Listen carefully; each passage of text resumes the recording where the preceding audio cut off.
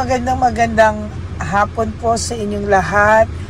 For our third and final reading today, ano po kaya ang makikita natin naman, no, sa very parang exciting reading natin ng first and second reading of the day. Ayan.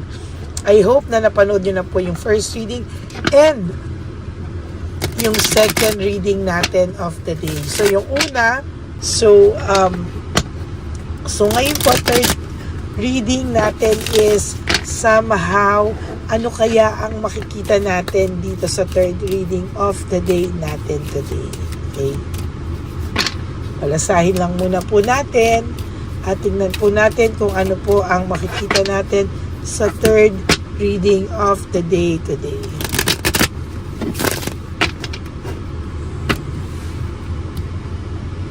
Pili po tayo.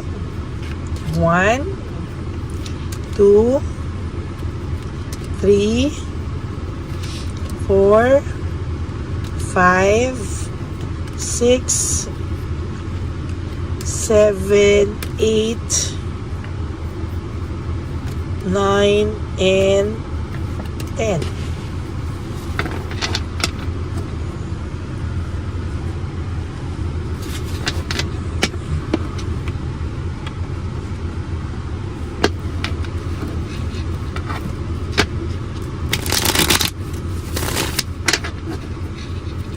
Tingnan po natin.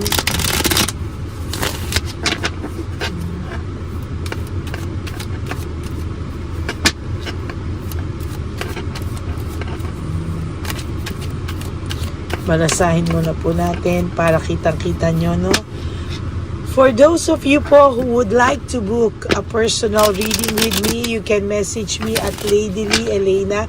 That's my only official and legit FB account. Nasa dulo po yan ng ating video. Yung details, dyan nyo lang po ako makokontak. Ayan. Pero sasabihin ko po sa inyo, may pila ha. Hindi po pag gusto nyo na ngayon na po agad, may pila po tayo. Okay?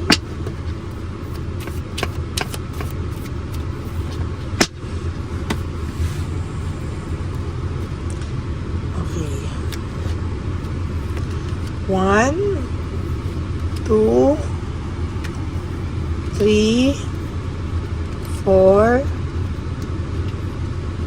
5, 6, 7, 8, 9, and 10.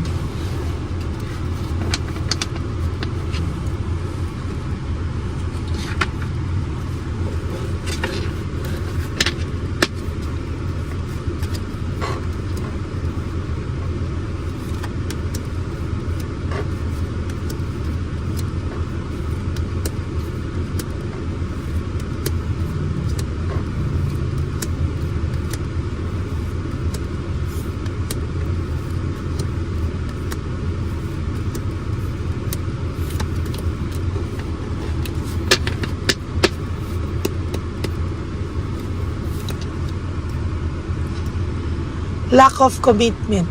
Okay, ang relasyon po nila ngayon is somehow there is lack of commitment. Medyo, ang nakikita ko po dito somehow ay mabigat po ang aura nilang pareho sa ngayon. Wala po silang solid na commitment. Somehow, they are still together for some of you, pero for some of you, naghiwalay na po sila. But there is definitely a lack of commitment here. Yan po nangyayari sa kanila. Masyado po silang makasarili and greedy, no? Greediness and greediness. Oh my God. 2 cards, pareho ng meaning. Greediness and greed, no? So yan po, no, nag-iisahan na po sila, no? Nang iisa na po sila sa isa't isa. Stress, burnout, and restlessness, yan po ang nangyayari sa relasyon nila. Panay stress and burnout na po sila sa isa't isa. No? Stress and burnout na po sila sa isa't isa. That would be our title for today. Oh my God. Na yan, na-realize po ngayon ng person nyo na mas tahimik pa pala ang buhay niya nung nasa iyo siya, no? O nung kayo pa, no? Mas tahimik pa raw pala ang buhay niya. Ngayon, yung hinahanap niyang adventure, ang napala niya po ay sakit sa ulo, stress and burned out. Nagkamali daw po siya ng paghusga sa iyo. Nagkamali daw po siya sa iyo ng nagkamali daw siya ng paghusga sa iyo. Nagkamali daw po siya sa totoo lang ng pagkakilala sa iyo. No, nagkamali talaga siya. Ngayon nakikita niya na somehow nagiging maayos ang buhay mo lalo nang wala ang person na to, pero siya po ay patuloy pong bumabagsak talaga sa totoo lang. There's tension, punong-puno ng tension, stress and burnout ang samahan na meron po sila sa ngayon. Taken advantage of, oh my God, anong klaseng baraha to, napakabigat, no? Tinitake advantage na lang nila ang isa't isa, to be honest with you. Oh my God. Immaturity and rudeness. Kung bandang huli po sa relationship nyo ay naging rude na po siya sa iyo, well, in fact, ngayon, rude na din po siya kay Chabelitang Palaka. Look at your cards. There's greediness, stress, burned out, poor judgment, tension, broken communication, taken advantage of, rudeness and immaturity, discouragement and insecurity.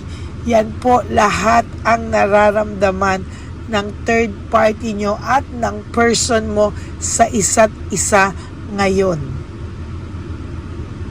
Kaya wag na po kayo magtataka kung one of these days makita nyo din siya sa channel ko. There is one subscriber ko po na napalapit na rin sa akin na mini-message niya ako na magkasunod pa po sila ni Chabelitang Palaka na nagko-comment, and natatawa na lang po kami nung subscriber ko kasi kung ano po yung naramdaman niya at ginawa sa kanya, ganon na ganon din po ang nararamdaman ngayon ni Chabelitang Palaka. At hindi po nanonood ng tarot card reading daw yun noon, ha. Ngayon po, naghahanap siya because she is too depressed. No, depressed po siya talaga at nadi-discourage, na-insecure, at nakakaramdam na siya ng rudeness sa tao o sa person nyo ngayon. Yan, no. Gusto na po nilang makalabas o sa ganitong klaseng sitwasyon, or gusto na po niyang matapos yung ganitong pakiramdam. Ayaw na po niya ng ganitong klaseng pakiramdam, to be honest with you. Yan ay bunga ng lahat ng quick decision na ginawa niya sa buhay niya. Sa iyo po ay may reward si Hehe na naghihintay. Fruit of labor, lahat ng paghihirap mo, kapatid. Lahat, kapatid, ng paghihirap mo, I assure you, may kapalit na maganda at reward sa buhay mo. You just have to continue moving on. Huwag ka pong yung parang mamamatay na lang or parang ayaw nang mabuhay. You have to go up, get up, pick up the pieces.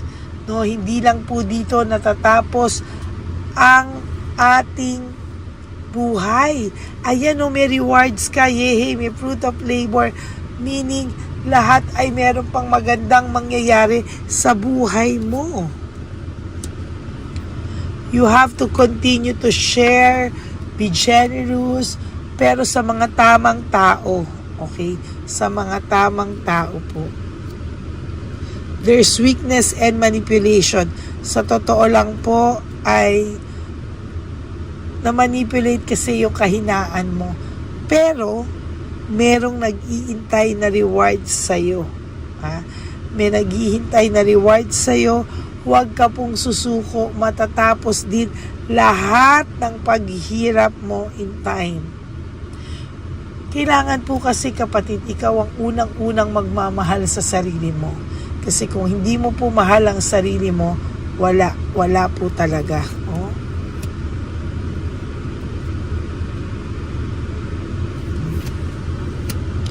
Loss of opportunity, ikaw po ay magiging stable sa mga susunod na panahon, successful, and lalo ka pa pong naging matured sa pinagdaanan mo. Yung mga loss of opportunity and mischance, makakabawi ka pa po sa sarili mo. I assure you, makakabawi ka po sa sarili mo ng bongga. At lahat ng hatred and maliciousness na naramdaman mo at ginawa sa'yo, nababoy ka, nasaktan ka, sobra-sobra hatred sa puso mo, gusto mong gumante, etc. Alam nyo po, just focus on yourself. Mag-focus ka lang po sa sarili mo, and I assure you that the time will come, sasabihin mo, ang sarap palang tumayo sa sarili kong paa. At lalo na kung dumating po sa inyo yung tamang lalaki. Saya-saya ko nga po for Zainab. Nakita nyo naman, ano po ang dinanas ng taong yun. Diba? Nakuna, nasaktan, na-hurt, lahat ng pangloloko, pero may dumating sa kanya na tamang tao para sa kanya. Ganon din po ang mangyayari sa inyo if you love yourself, if you focus on yourself. No? Darating po ang tamang tao sa inyo. Mahihila nyo po ang good energy, ang good vibes kapag po nalaman nyo na ganyan, no? So maraming salamat po sa inyong lahat, and I would like to share this wonderful message, no? Gustong-gusto ko po itong third reading of the day because talagang sabi ko nga po sa inyo, panay tensyon na lang ang nangyayari sa samahan nila, and gamitin mo yan as your motivation para din maging maganda yung buhay mo, na dapat pala ako yung nandun pa din sa sitwasyon na yun. Pero ngayon, God gave me the realization na I can do better, I can be loved, and pwede akong mahalin sa tamang worth at value ko na hindi binigay sa akin ng ex ko. You must start po in loving yourself first. Focus on yourself, focus on your goals, and then susunod po ang lahat ng magandang bagay na mangyayari sa iyo because gumaan na po ang aura mo. Okay, so that is your third and final reading for the day. Sabi ko nga po sa inyo, for those of you who would like to have a private reading with me, you can message me po at Lady Lee Elena. Okay? And please, no skipping of ads. Tulong nyo na po yan sa channel natin. Okay? And for those of you who would like to give me a super thanks for this video, I would really appreciate that from the bottom of my heart. Maraming salamat po. God bless you all. Stay happy, everyone. And to all my solid and ever loyal Lady Elena family, and I love you all from the bottom of my heart. Yan. And yung aking pong laging paalala sa inyo, mga kapatid, life is too short. Don't make it shorter by stressing yourself from all the pains and the heartaches na binigay sa inyo na kahapon. Just surrender everything to the divine universe. Just let go and let God write your life and love story. I will be back for another set of reading tomorrow. Huwag po kayong malulungkot. Okay? God bless you, everyone. Stay happy. Have a happy heart. And may God bless you all. And I love you all from the bottom of my heart. Hindi ko po kayo bibiguin sa aking mga free readings. I will give you every day, kahit nasaan po akong panig ng daigdig ng mundo, nang nasaan man ako, I will always remember to give you a free reading for the day. Okay? I love you all. God bless you. Bye!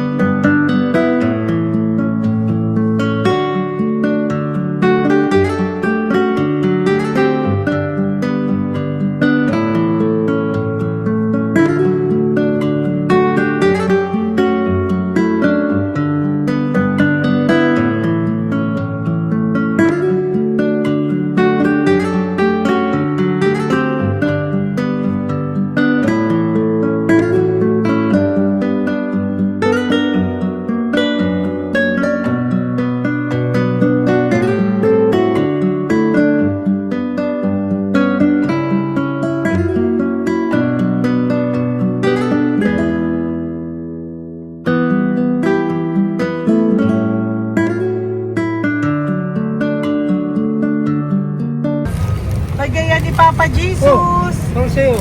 Ito pa no. Go ahead. Pera. Wala na, that's it. Ito po pera. Ito pa pera, oh. Bigayan ni Papa Jesus. Kain mo yan, ha? Jesus yan. Wala ka ng Okay lang kami, okay lang kami. Para sa iyo yan, para sa iyo. Naman yan ang isip niya. Pagkain mo yan, ha? Saan ka pa? Bye-bye. Yung pagkain mo kunin. Bakit? Lagay mo lang po dito. Pwede po. Taga po, may bibigay lang po kami sa'yo. Bigay po ni Papa Jesus. Yan, para po sa'yo yan. Ingat po.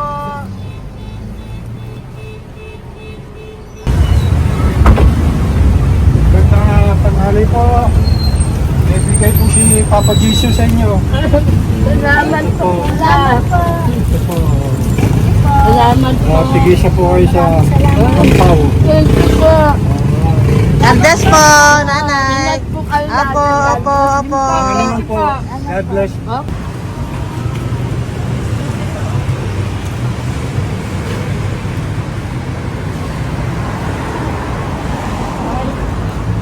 Bigay po ni Papa Jesus sa inyo.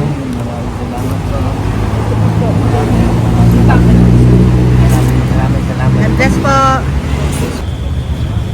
Kuya, pangkain mo po yan, ha? Kain ka ba nandyan? Hindi po. Dito po nanatimbahan po. Ah! Sa music ministry. Doon ka nakapwesto. Opo. Sige po, bye po. God bless po. Ingat.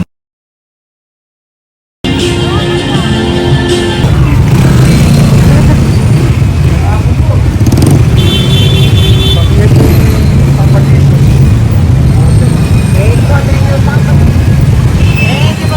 Thank you po, bye po. Meron pa. Bigay po yung Papa Jesus.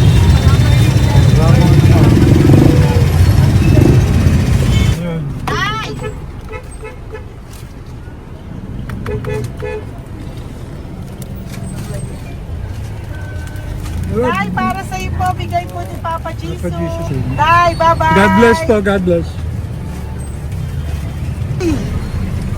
Para sa iyo po, bigay po ni Papa Jesus.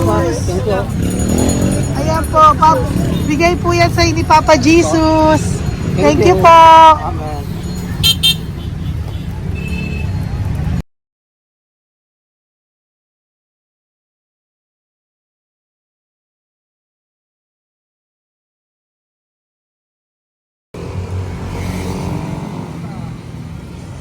Bigay ni Papa Jesus.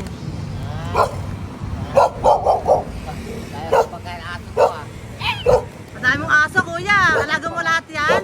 O, nagkait. Hindi, sa isya na sa iba. Kalagala. Ay, talaga? Salamat po. Nalagala ko. E, paano pagkain yan, kuya? Saan mo kinukuha? Sa tambay ko. Lahat. Ang dami. Ang dami niya pong aso. Ito. Oy, ang daming aso ni kuya. Sais. May nagbibigay sa inyo pagkain. Nalagala ko. Okay po. Tapos, Hayaan mo kuya, pag nadaan ako, bibigyan kita ng dog food dito, ha? oo. Dito ka lang ba lagi? Dito ako nagtutulog. Okay po, sige. Okay po. Marami din akong aso sa bahay, eh. Salamat po. Okay po. Isa. Kuya, pangkain mo yan, kuya.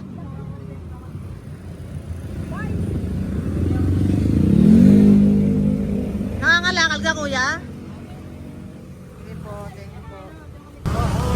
Maraming salamat, ma'am. May pagkain ka, nanay. Sa hirap ng buhay ngayon. Ba't nandito ka, nay? Tagasan ka ba? Yung arthritis ang sakit ko eh. Tagasan ka ba, nay? Sa plado eh. Sa Pladway. Oo. Okay po.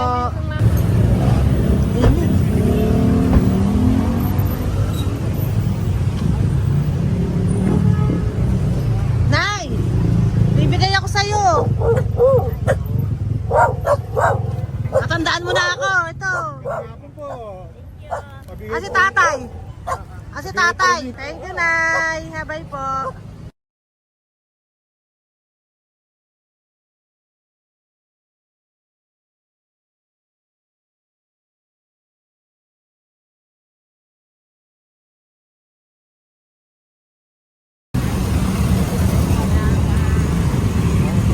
God bless, Tay. Thank you po. Pabigay po. Bigay po ni Papa Jesus. Salamat po. Bigay bigay po ni Papa Salamat po, Jesus. Ito ate. po, oh. Salamat po. Bigay po ni Papa Jesus. Ito pa po. Salamat po, tay. Salamat po, tita. Bye-bye po. Maraming po salamat. Kayo ate. Opo, ingat po kayo. Taga saan po kayo? Taga Tayabas, Quezon po kami. Mga aita po kami sa Quezon, mga katutubo. Sige, ingat po. God bless.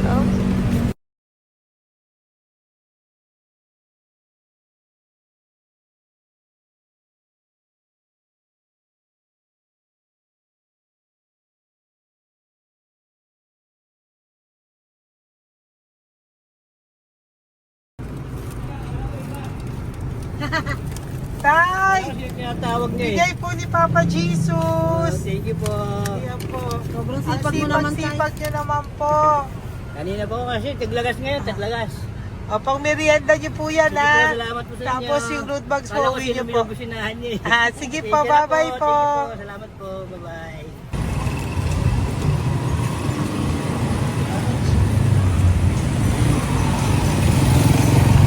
Brother! Basta, mabigay ni Papa Jesus sa'yo. Ang kaya mo yan, ba't hindi ka makatayo? Na ano ka? Okay. Sige, bye-bye. Hello po. Tama. Para sa inyo po, bigay ni Papa Jesus. Thank you very much. Sige po, bye-bye po. God bless you. Tay, magandang hapon po. Bigay po ni Papa Jesus. Ito pa po, Tay. Para sa inyo po. Bye-bye po.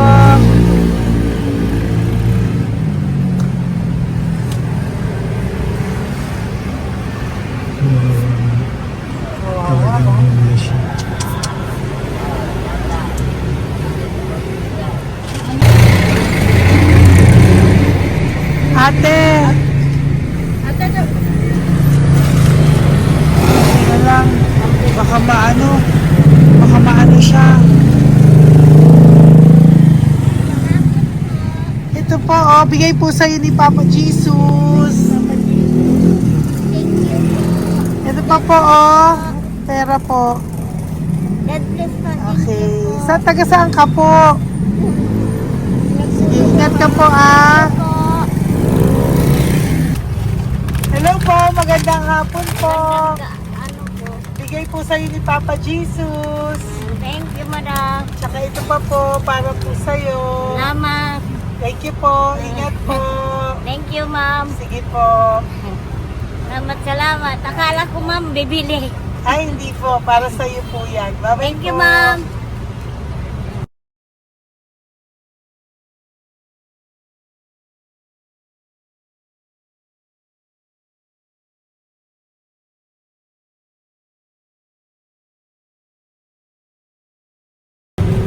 Tay, Hirap na hirap.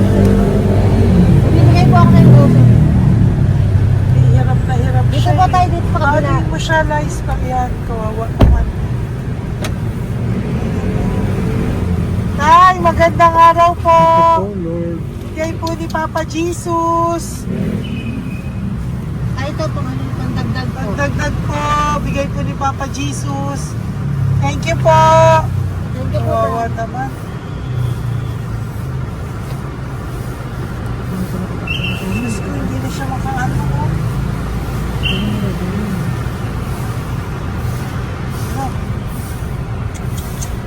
Tapos, may tatawin lahat. Ano kami yun, narinig ko lang. Siyempre, ang bigat niyan.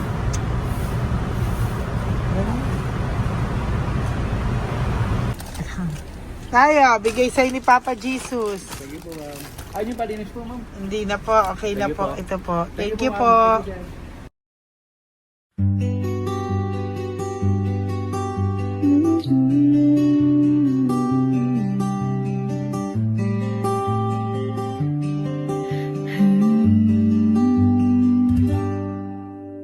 Nasa panahon ako ng kalungkutan, panahon na hindi ko alam ang gagawin. Nalilito, naguguluhan, sa sarili, ano nga ba ang gagawin ko? Nang biglang nag-browse ako sa YouTube at biglang lumabas ang channel mo, ang mensahe na noon ay nilabas mo. Angkop sa nadarama ko. Unang beses lang dumaan ang channel mo sa browser ko. Hindi ako nagdalawang isip na hanapin ang Facebook account mo at mag-message sa'yo. Agad ka naman sumagot sa mensahe ko. Hindi ko alam ang damdamin noon, dahil parang may sumungaw sa aking pag-asa. Nang kaliwanagan sa dilim ng gabi, dumating ka, ikaw ang sagot sa panalangin. Salamat dumating ka at nakilala kita, Madam Elena. Nabago mo ang pananaw ko. Noon ay malabo, ngunit ngayon ay may linaw na tinatahak. Salamat sa Diyos, ikaw isang anghel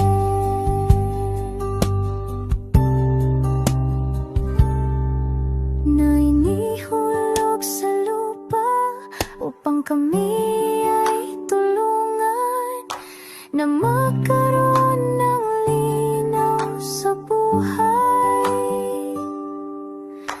Pinadaan sa'yo ang mensahe na naisip